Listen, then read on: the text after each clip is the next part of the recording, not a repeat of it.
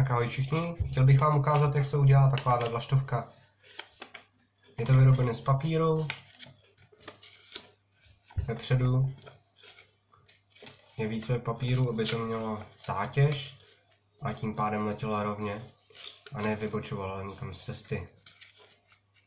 Takže jdem na to. Potřebuju A4 nebo A5 papír.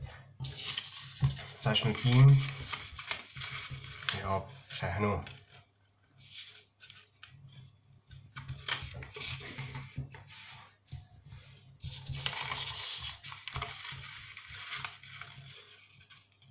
Až bude hotová, tahle vlaštovka umí lítat na 15 metrů, když ji hodíte venku dobře.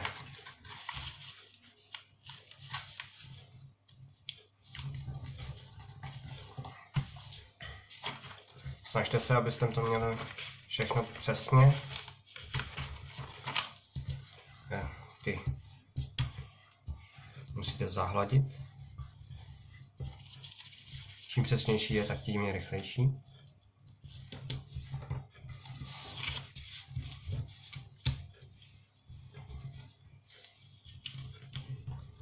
Teď vlastně děláme zobák.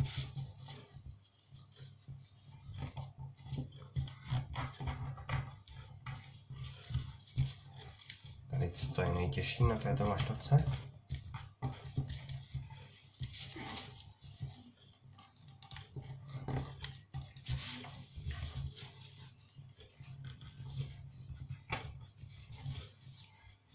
A teď na obě strany to máme na jedné, na druhé přehled. A teď to bude trochu těžší zase. Musíme zlomit a udělat si zobáček.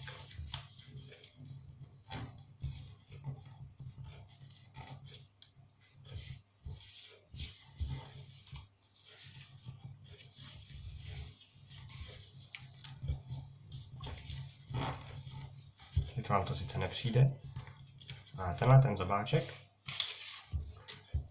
je tady.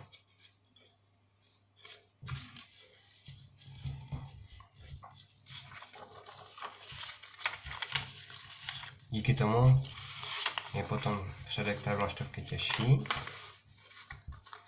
a ona líp letí.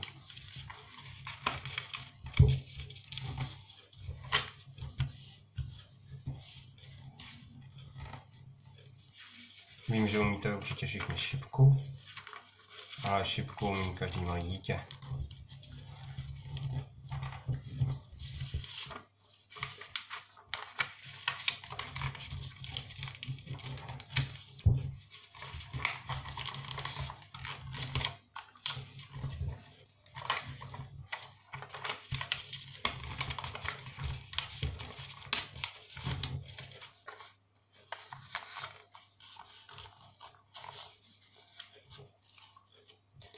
Teď už může letět.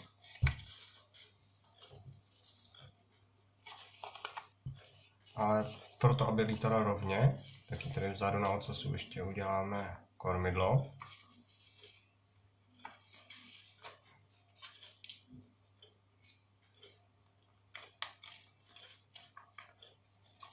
A kormidla ještě můžeme udělat na bocích křídel.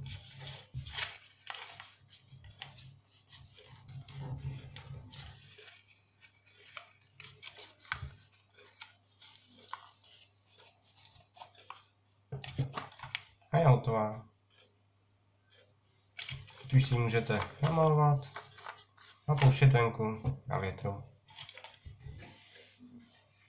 Naschledanou všichni.